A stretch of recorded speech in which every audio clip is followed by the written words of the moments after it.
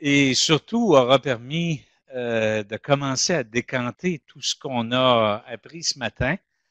Euh, les commentaires à gauche, à droite là, me laissent penser que vous partagez mon enthousiasme pour ce beau colloque et c'est pas fini.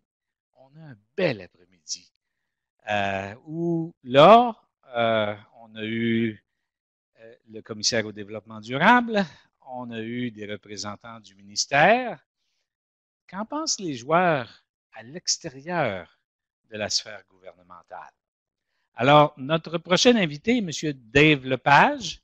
Dave est un ingénieur forestier de l'Université de Moncton et il a fait sa maîtrise chez nous et il est parti travailler pour FP Innovation où il a développé toutes sortes de beaux logiciels, mais ça lui a surtout permis de développer une proximité avec la recherche, les institutions d'enseignement et les usagers de la recherche sur le terrain. Et ça, c'est une position d'observateur privilégié que Dave a développée. Et depuis quelques années, attendez que je regarde ma feuille, 2016, il est directeur adjoint de la foresterie au Conseil de l'industrie forestière du Québec. Alors, c'est certainement quelqu'un qui va apporter sa pierre à notre discussion, qui va apporter sa pierre à cette espèce de cathédrale qu'on est en train de bâtir, et en nous posant la grande question, la sylviculture, pourquoi? Pour qui?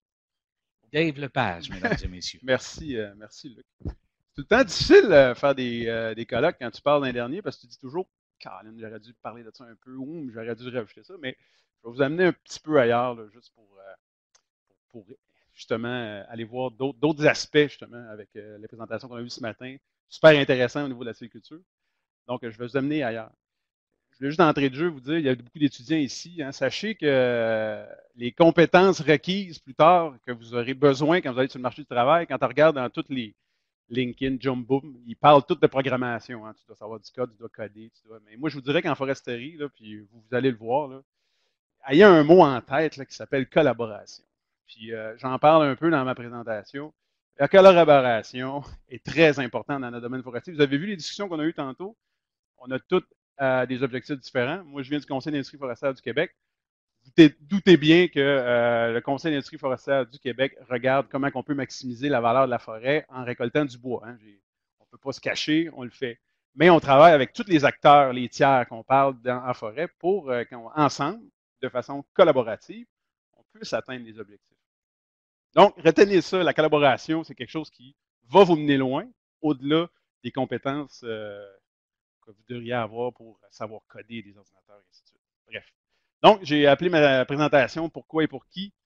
En fait, j'ai appelé ça Pour qui, pourquoi. Pourquoi, pour qui, je ne sais pas qu'est-ce qui vient avant ou après. Fait que j'ai dit, ben, je vais commencer par le pourquoi.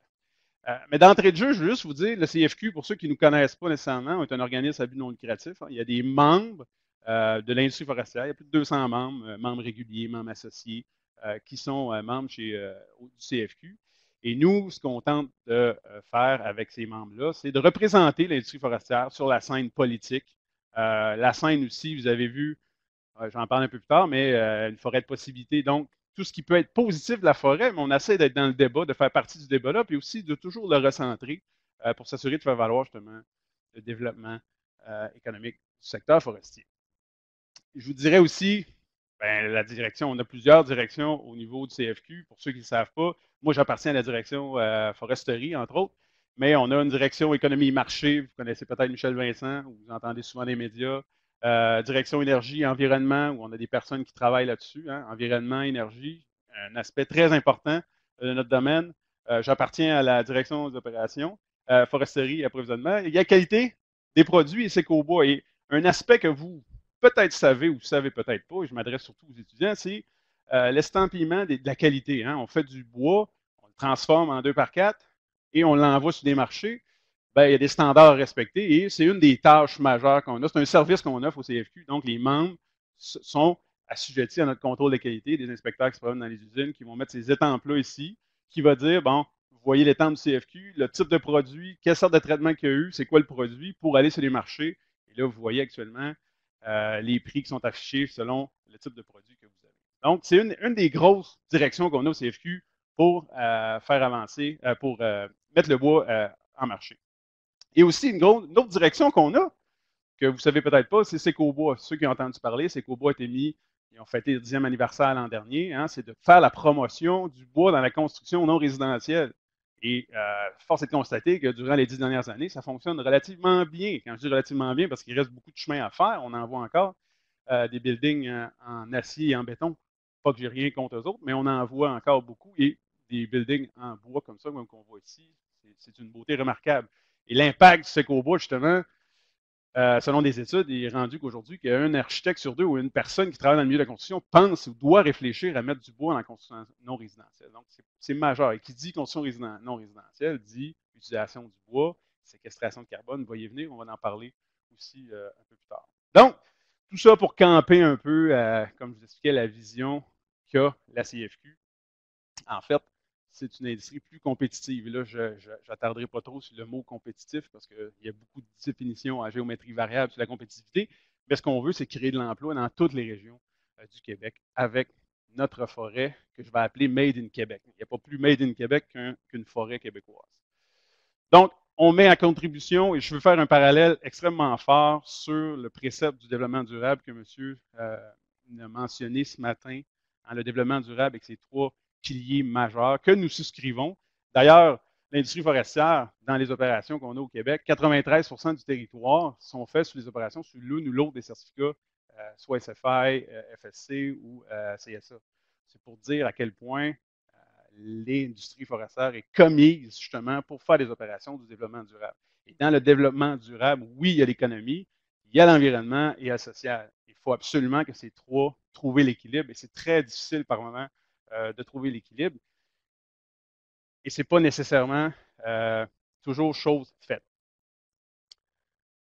La question fondamentale qu'on se pose tous, pourquoi qu'on fait de la sylviculture? Hein, traditionnellement, j'ai eu le bonheur et la chance de commencer ma carrière chez J.D. Irving au Nouveau-Brunswick au début des années 2000. J'ai eu la chance de travailler ce qu'on appelle le jardin de M. Irving, à l'intérieur duquel il faisait la sylviculture, disons, très intensive. Et dans cette sylviculture-là, elle date pas d'hier, sa sylviculture intensive. M. Irving a pris un arbre en sous-couvert en 1957, puis il est allé le reboiser après une coupe qu'il a faite.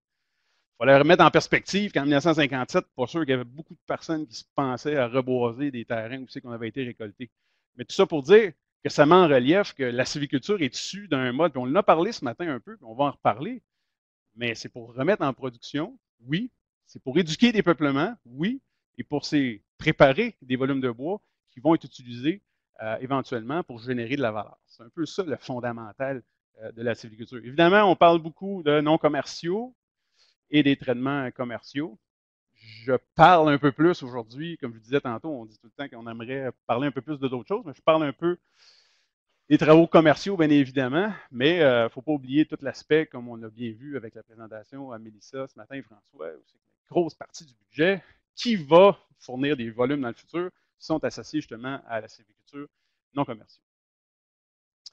Forêt aménagée, ça, ce n'est pas des chiffres qui viennent de chez nous, c'est des chiffres du ministère, juste pour mettre en relief qu'on en fait beaucoup quand même de l'aménagement en termes d'hectares. Hein, 380 000 hectares d'aménagement, de forêt aménagée avec des traitements sylvicoles. Là, on met le libellé, là, traitement sylvicole, sur 34 millions des milliers d'hectares en forêt privée, pour un total. Nous, en récolte, grosso modo, annuellement, 205 000 hectares.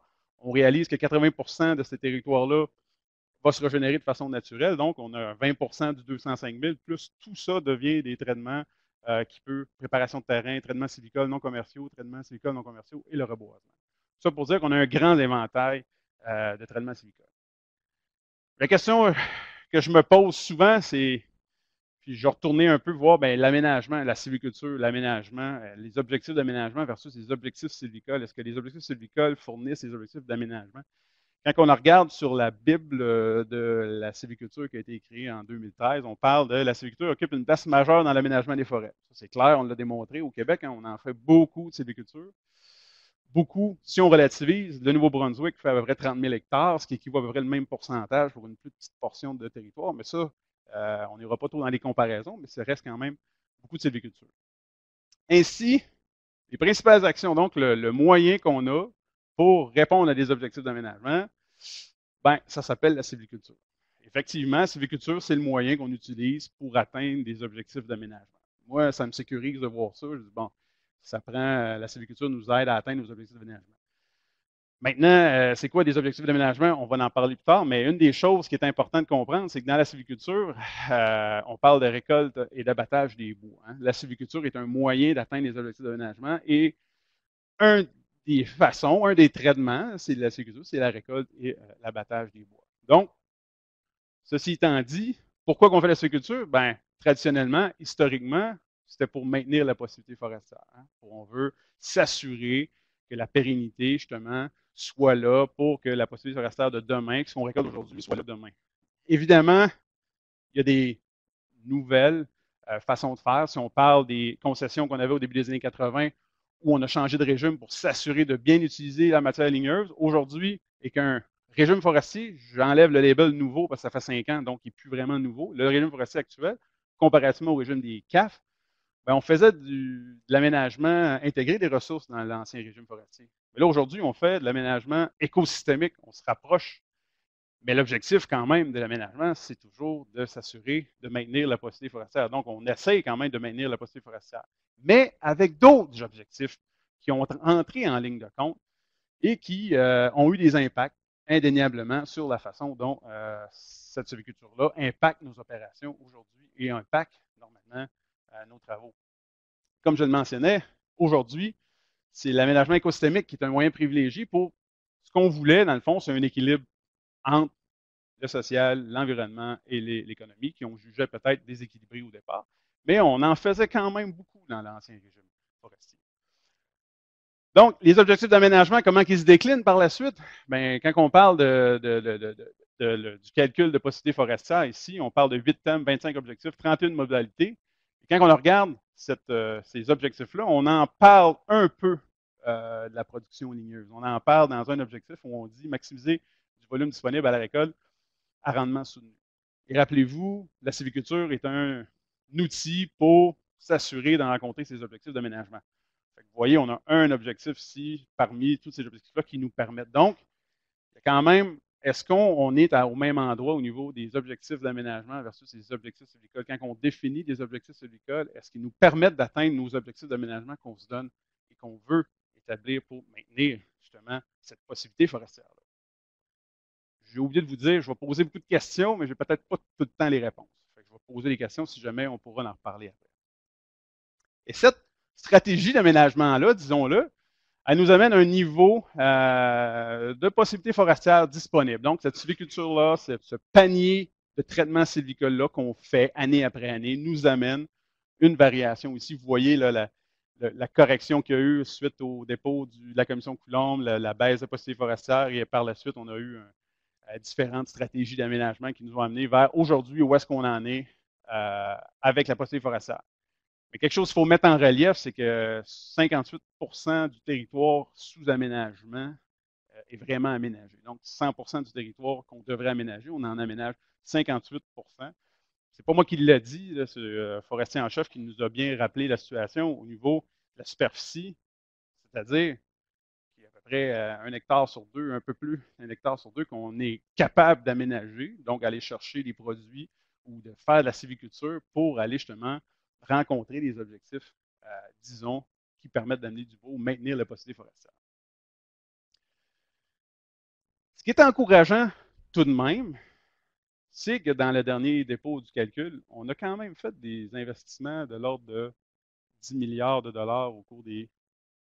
En fait, pas 10 milliards, excusez, 4 milliards de dollars depuis 1986. Puis ce 4 milliards de dollars-là nous a permis quand même, grâce à la sylviculture, d'avoir une augmentation de 1,6 million de mètres cubes. Ce qu'on voit l'effet, je vous disais tantôt, la sylviculture nous permet traditionnellement, historiquement, de maintenir et d'augmenter la possibilité. Bien, on le voit, le calcul, il l'a fait. Là. La question que je me pose, 4 milliards pour 1,6 million sur 20 ans. Est-ce que c'est suffisant? Ça, on pourra se le dire parce qu'il y a d'autres objectifs qui viennent avec ça, mais quand on regarde ça froidement, est-ce que c'est suffisant en termes de ce qu'on désire faire avec notre forêt? Donc, notre objectif d'aménagement est-il atteint avec ce constat-là qu'on peut voir dans les derniers calculs. Évidemment, la productivité forestière, c'est pas tout. On ne peut pas faire pousser du bois pour faire pousser du bois. Si on a avoir un objectif, qu'est-ce qu'on fait avec ce bois-là? Est-ce que produire du bois, vous savez qu'au Québec, il y a différentes façons de produire du bois qui se retrouvent dans des territoires qu'on va appeler sans contrainte et avec contrainte. Vous voyez les lignes vertes, là, je sais que c'est peut-être moins clair ici, mais les lignes vertes correspondent justement au volume de procédés résineux, attribués résineux et récoltés résineux. Il y a 3 niveaux. Hein. On a une possibilité forestière sans contrainte, voici ce que la forêt peut fournir. On a une possibilité d'attribution potentielle, voici ce qu'on peut réellement attribuer. Et on a pour différentes contraintes, et on a ce qui est réellement récolté. Évidemment, ces courbes-là, récolté ici, tu ne veux pas que ça se retrouve jamais en haut ici. Et rassurez-vous, ça ne s'est jamais retrouvé. Ça ne se retrouvera jamais en haut de ça. C'est impossible actuellement dans la foresterie qu'on fait et on l'a fait traditionnellement. Il n'y a jamais eu de niveau de surcoupe par rapport à la forêt. Jamais, jamais. Donc, on est toujours en deçà pour différentes raisons que je vous explique. Mais comme je vous dis ici, l'objectif d'aménagement ou les objectifs sylvicoles nous permettent de rencontrer des objectifs d'aménagement qui, soit dit en passant, on l'a vu ce matin, ne sont pas nécessairement clairs au niveau de qu'est-ce qu'on veut faire réellement en termes. Un des produits qu'on fait avec la forêt, c'est du bois, qui ne sont pas nécessairement clairs. On n'a pas de stratégie de production de bois clairement définie. Pour ça que c'est délicat des fois de voir est-ce que ce qu'on fait réellement dans les stratégies d'aménagement livre vraiment, comme vous mentionnez ce matin, les objectifs. Bon, ce n'est pas nécessairement clair. Mais si je reviens à la possibilité forestière, on pourrait faire pousser du bois. On a dit on va faire 50 millions de mètres cubes selon le dernier rapport du forestier en chef. Mais attention, parce que faire pousser du bois, il y a quand même, dans une chaîne de valeur, certaines étapes.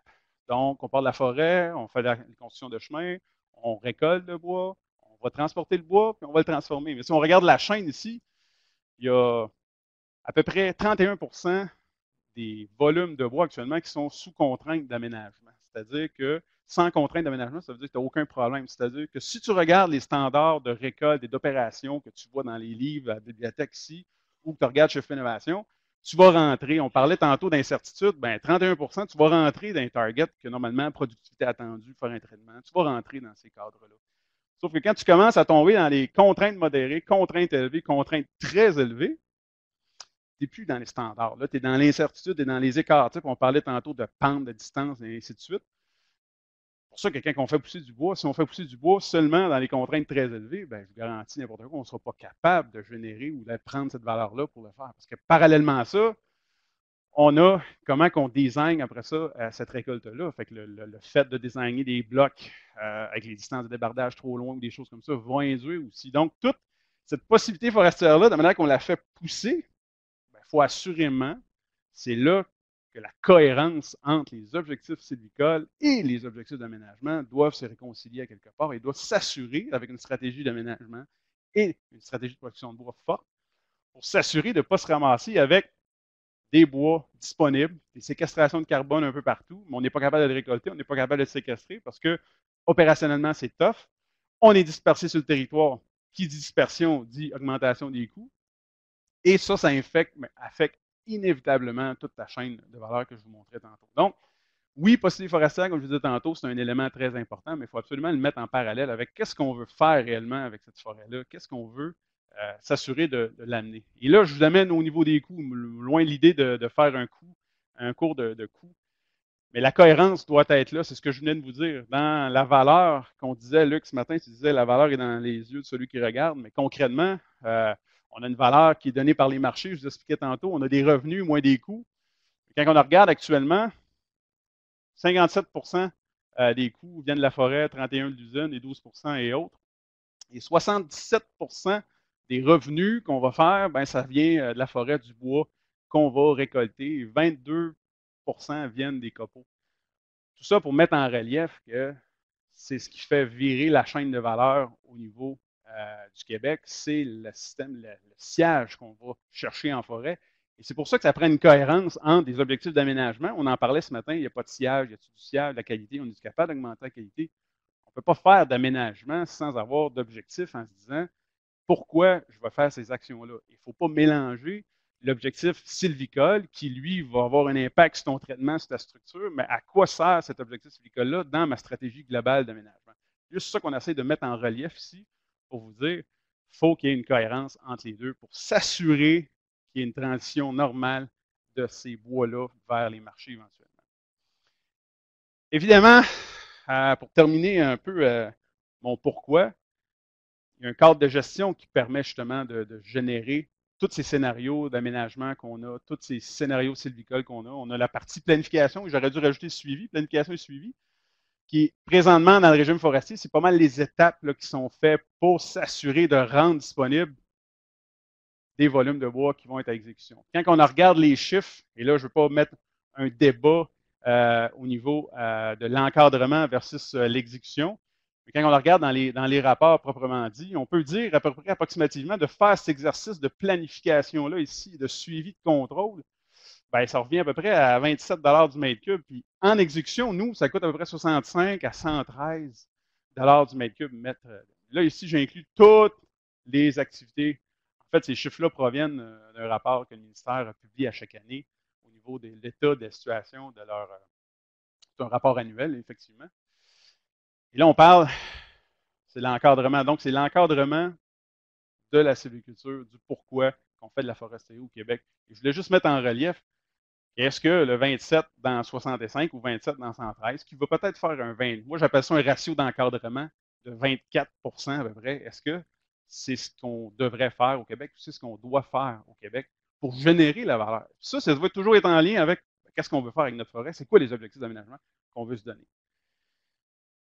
C'est clair qu'on fait la sylviculture, on sait pourquoi, on pense qu'on sait pourquoi on fait la sylviculture, mais maintenant, je voulais juste amener sur un autre terrain qui dit, ben, pour qui qu'on va faire cette sylviculture-là? Puis, quand je dis pour qui la sylviculture, ben, c'est facile de dire, ben, il y a des emplois reliés en forêt. Ben, c'est pour eux autres qu'on fait de la sylviculture. Hein? C'est pour le monde. On fait des emplois. Il y a 55 000 emplois à peu près en forêt qui se déclinent autant dans les usines de pâte des papiers que dans les usines de sciage, de l'aménagement.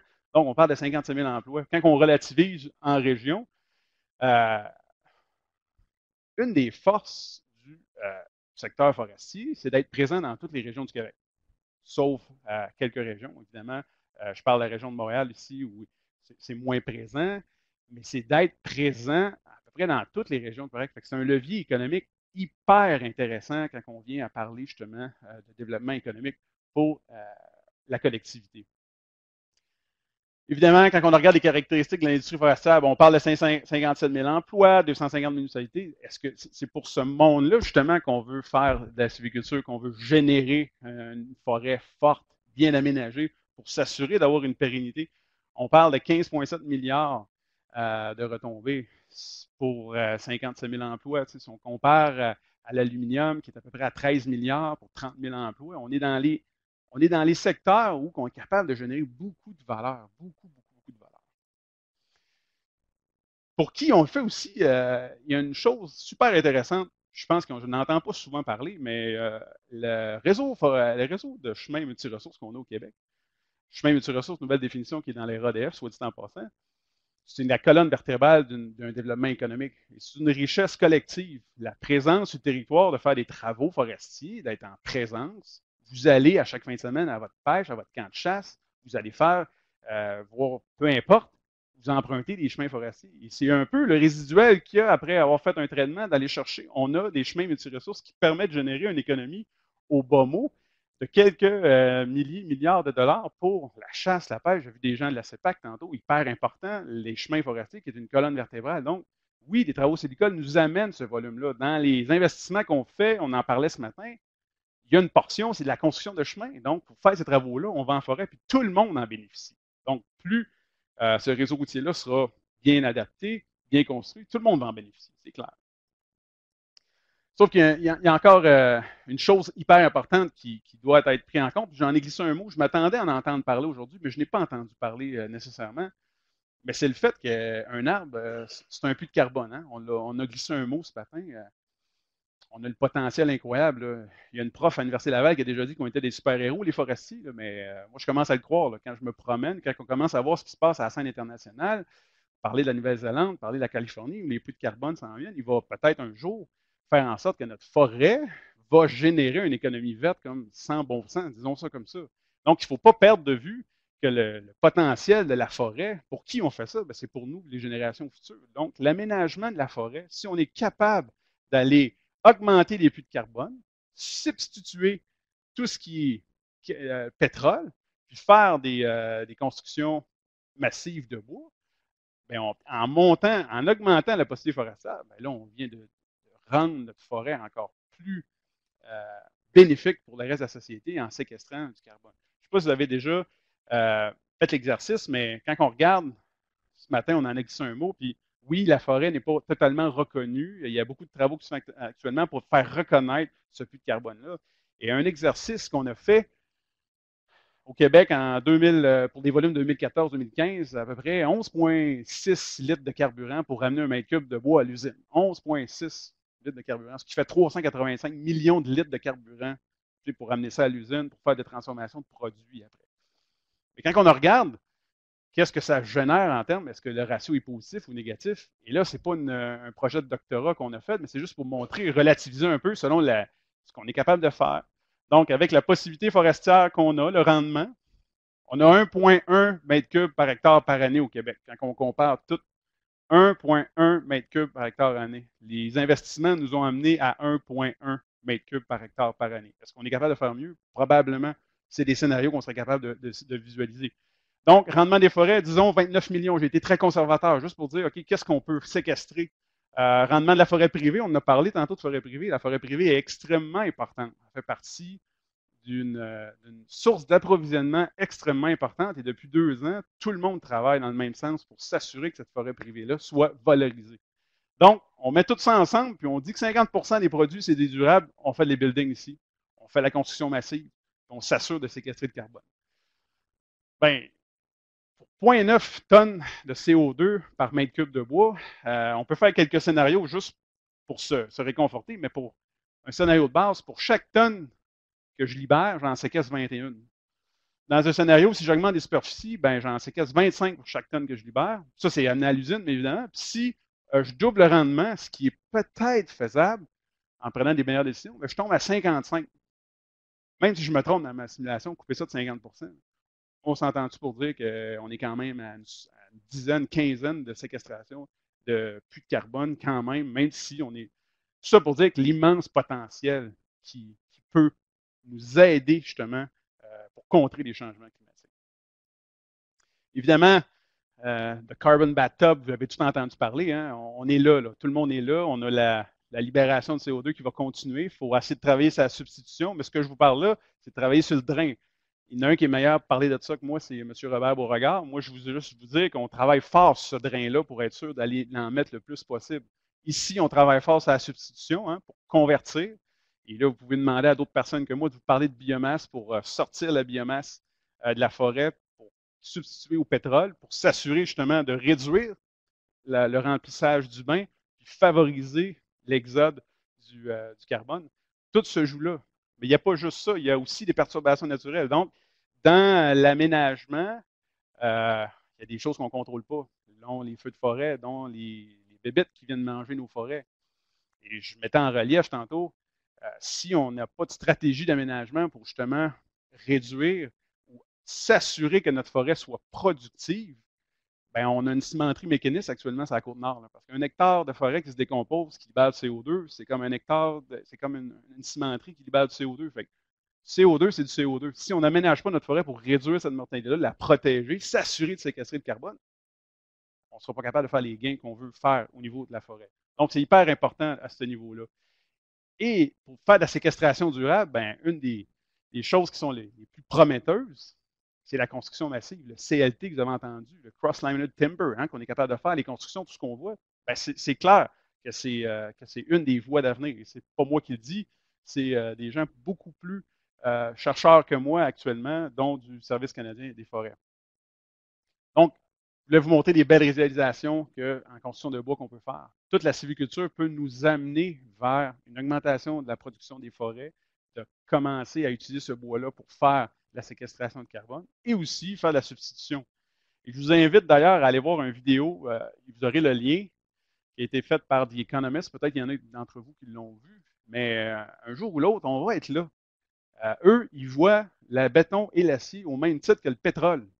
Donc, c'est-à-dire que si tu construis une maison avec du béton, tu es aussi pire que si quelqu'un qui chauffe son char pour rien. Comprends-tu que présentement, la tendance est l'utilisation de la séquestration du carbone. On ne fait que vivre ça. Et vous allez le vivre de plein fouet sur les nouveaux forestiers qui s'en viennent bientôt sur le marché du travail. En terminant, j'ai avancé, je suis allé quand même assez rapidement. Tout ça pour mettre en relief qu'il y a une forêt de possibilités. Puis, c'est pas pour faire un jeu de mots, mais vous avez vu, il y a une campagne actuellement. Je vous invite à aller joindre cette campagne-là. C'est pour nous qu'on le fait. Quand je dis nous, c'est le secteur inclusif. Rappelez-vous qu'au départ, je l'ai dit, une des qualités que vous devez rechercher, c'est tout ce qui touche la collaboration. Là. Je vous invite à aller voir cette forêt de possibilités-là. Et n'oubliez pas qu'on a une forêt actuellement qui libère à peu près 3%. Je vous ai dit tantôt des ratios. J'ai à peu près 3% d'émissions, mais je serais capable d'en séquestrer 30%.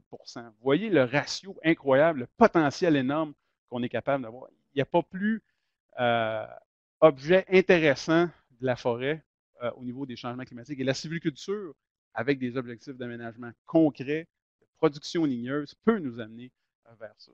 Et je dis souvent, moi, c'est la forêt, il n'y a pas plus made in Québec qu'une forêt.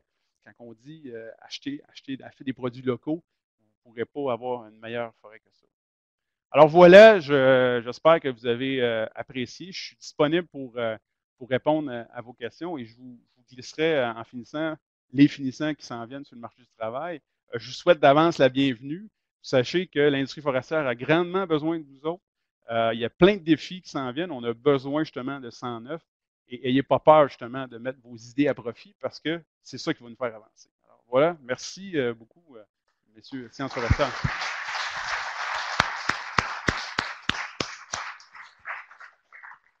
Alors effectivement, ça a bien roulé. On n'a pas tout à fait 10 minutes pour la période de questions. Ça donne donc amplement le temps pour que vous puissiez poser vos questions. J'ai été dans un registre que peut-être le monde ne s'attendait pas. Là. Il y a peut-être des questions qui. Hein?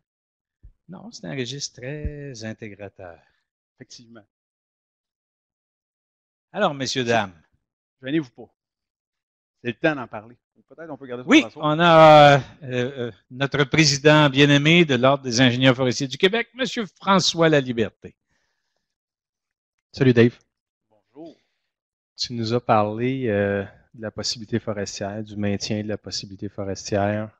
Tu nous as dit qu'il y avait des volumes qui étaient dans des endroits très difficiles d'accès, qui probablement coûtaient très cher, même peut-être trop cher.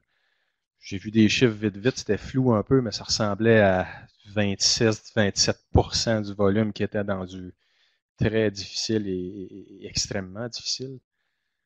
Ma question, c'est l'industrie forestière, selon toi, est-elle prête à accepter les baisses de possibilités forestières pour avoir un volume de qualité et abordable? Puis là, tu vas me dire, on peut faire les deux, il faut faire de la sylviculture.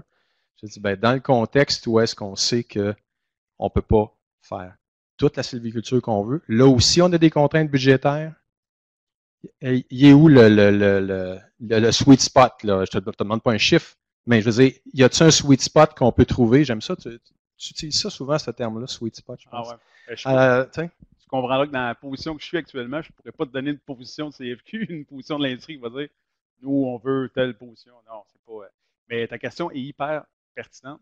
En fait, ce que j'essaie de mettre en relief, c'est que c'est beau pour faire pousser du bois, mais à 58% de la forêt qui est aménagée sur le territoire, on a quand même des contraintes au niveau de l'accessibilité du territoire. Puis, ceci dit, il y a des recherches qui se font pour s'assurer de réduire les coûts. Les contraintes très difficiles sont peut-être des contraintes difficiles aujourd'hui comparativement à 10 ans passés parce que les techniques d'abattage et ainsi de suite, puis même les outils qu'on utilise sont peut-être plus faciles. Mais je te dirais que d'entrée de jeu, si c'est Dave Lepage qui parle, si tu m'amènes à l'usine exactement le bois que je voudrais avoir, ça ne me dérange pas, moi, de réduire mon approvisionnement. À place de trier 100 000 m3, mais je reçois 50 000 m3 exactement que je veux versus 100 000 m3. Tu comprends-tu le parallèle?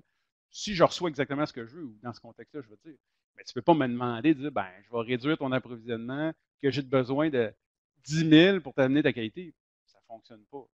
C'est clair que ça, pas nécessairement.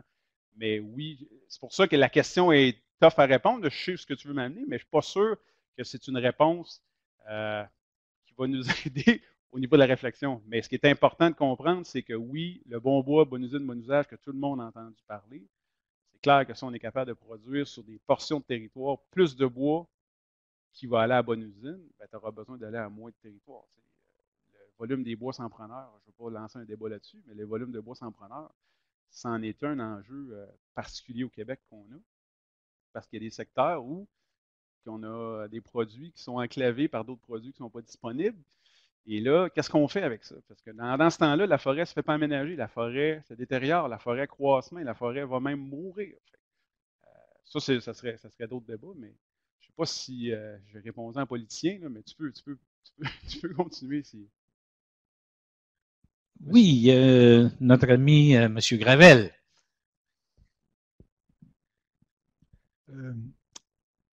Je voudrais juste faire un autre bout de chemin par rapport à François, puis pas poser de piège à Dave. Presque 30 ans en foresterie de mon côté, donc j'ai vécu ce qui s'appelait avant le nouveau régime en 1986, celui que tu appelles le nouveau régime qui a déjà 5 ans aussi. D'accord? Non, je l'appelle plus nouveau, moi, c'est terminé. Moi, Et moi, peut-être dans une dizaine d'années, je ferai peut-être d'autres choses. J'espère continuer à faire pousser du bois dans ce temps-là. Mais j'ai travaillé toute ma carrière à faire pousser du bois puis à améliorer notre productivité. 1,1 mètre cube par hectare par année. J'espère que vous, les étudiants, vous allez viser autre chose que ça. OK? Et qu'on va atteindre un 1,5, un 2. Je travaille sur un terrain privé, j'ai cette chance-là, 160 000 hectares, et on prend nos décisions à long terme, développement durable, certification environnementale, secteur de conservation, secteur de ligniculture, 15 mètres cubes par hectare par année. On a récolté la semaine dernière une plantation qui a 15 ans. On en a récolté un autre de 14 ans. Et on en fait pour 5 qui génère 15 de notre bois qui nous permet de conserver ailleurs des hectares. Donc, on fait des projets avec des François Guillemette qui nous font 5 mètres cubes à l'hectare par année dans le feuillu pour des éclaircies qui viennent les mesurer. Moi, j'en ai assez de notre espèce de tolérance qu'on a de ne pas être capable de produire plus sur moins d'hectares qui nous rendrait beaucoup plus compétitifs. Parce qu'à tous les jours, au niveau économique, moi, quand je me lève, je compétitionne le sud des États-Unis. C'est là où est la compétition du Québec. C'est là où sont les usines de sciage. C'est là où sont les usines de pâte et papier. C'est là où sont les usines de panneaux qui compétitionnent le Québec. Et ils ont 20 de plantation. Ici au Québec, on en a 2,5 Ils ont la moitié des distances de transport qu'on a parce qu'on a notre forêt mixte, parce qu'on a notre productivité qui est basse, et parce qu'au Québec, on accepte d'avoir énormément de mortalité dans nos forêts. Énormément. Ça nous enlève énormément d'accroissement. Si on focalisait juste là-dessus et sans enlever l'écosystémique, auquel je crois, j'adhère, il y aurait moyen de produire pas mal plus de bois. Il faut changer nos paradigmes. Moi, en tout cas, moi, je tolère plus ça, d'entendre qu'il faut encore réduire la possibilité forestière. Moi, à tous les jours, je gère des actifs et je maximise ces actifs-là. Et on est capable de faire beaucoup plus que ce que l'on fait maintenant et sans en tenant compte de toutes les ressources. Je m'excuse, c'est plus un commentaire, une suite à François. J'allais le dire. Ben non, je peux rien rajouter là-dessus, André, parce que la question que je posais tantôt à 1,1 mètre cube à l'hectare par année, que j'ai répété 3 fois, parce que dans ma conception, j'ai un peu de misère aussi avec ces chiffres-là, mais en même temps, je me considère quand même moyen jeune forestier. Je ne commencerai pas à juger ce qui a été pris dans les années 80 pour dire gang, hein? Sauf qu'on est capable de se dire en nous autres, pas de bon sens, 4 milliards pour 1,1, c'est bien beau que c'est 10 d'augmentation, mais on peut-tu dire qu'à partir de maintenant, on va essayer de changer les choses? Puis oui, ça, mais ça prend de l'aménagement adaptatif actif. Quand je dis actif, ça veut dire qu'il ne faut pas attendre 20 ans d'études pour dire bon, on prend des décisions, on avance de l'avant. Ça, c'est clair. Oui. Dave, Monsieur Hachin. Tu relis le 4 milliards d'investissements à quoi? À une augmentation de possibilités forestières? En fait, c'est ce que j'essaie de traduire des propos qui ont été tenus là, avec les derniers calculs de possibilités forestières qui ont été.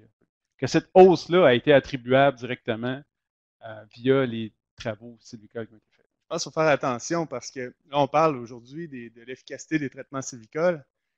Puis si on veut comparer, il faut comparer au scénario de base. Ce qu'on ne sait pas, puis c'est est-ce qu'on aurait le même niveau de possibilités forestières avec un scénario de base qui consiste à ne pas intervenir du tout?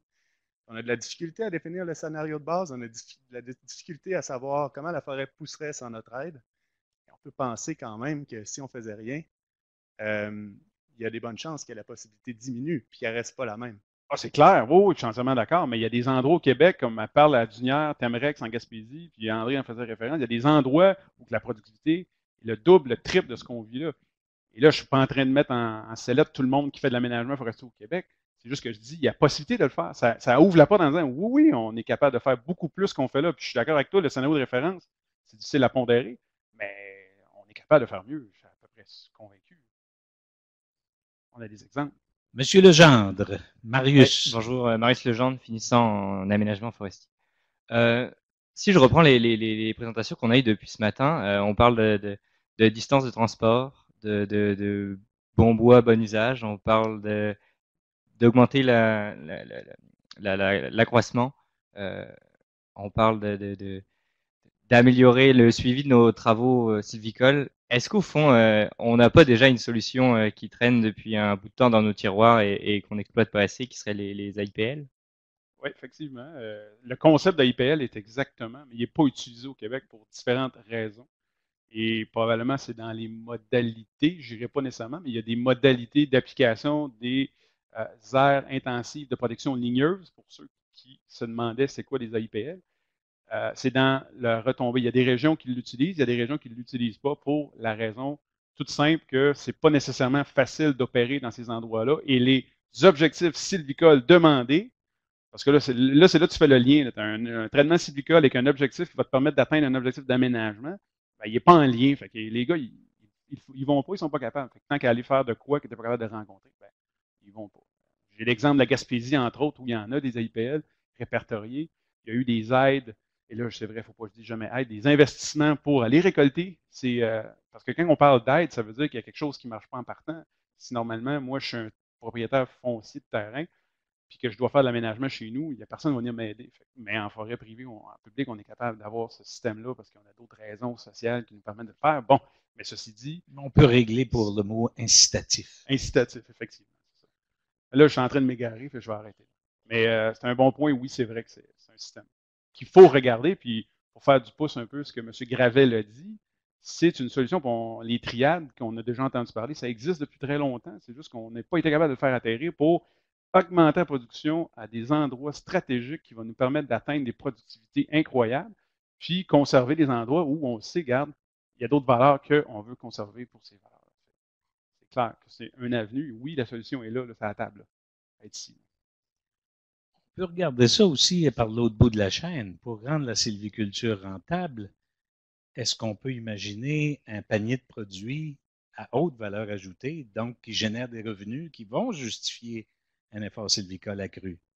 Quelle belle parole de sagesse. Parce que oui, effectivement, puis l'avènement des changements climatiques, je parlais tantôt des plafonnements des émissions, donc les entreprises devront acheter. Il y a des entreprises en Nouvelle-Zélande qui achètent, qui vendent des puits de carbone, donc des arbres, ils font la comptabilité, ils disent, ben voici le temps, je te donne 19, 20 piastres la tonne que tu es capable de séquestrer dans ta forêt.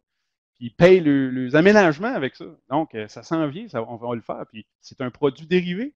Donc, ce qui veut dire que si tu es capable de me prouver que tu fais de l'aménagement, tu séquestres du carbone, donc ça donne une toute autre perspective. Puis là, on parle de conservation de vieilles forêts, de tout. Ça n'exclut pas ça. C'est juste que c'est un nouveau portfolio qui arrive qui dit, pour nos générations futures, on est capable d'aller aménager la forêt, séquestrer du carbone, faire des produits durables. Puis en plus, on va vendre ça à des entreprises qui, eux, ont décidé de polluer un peu plus. On va les aider, on va vendre des produits carbone. C'est un peu ça le système, mais oui, ça devient un produit dérivé. Effectivement. Monsieur Lepage, merci beaucoup.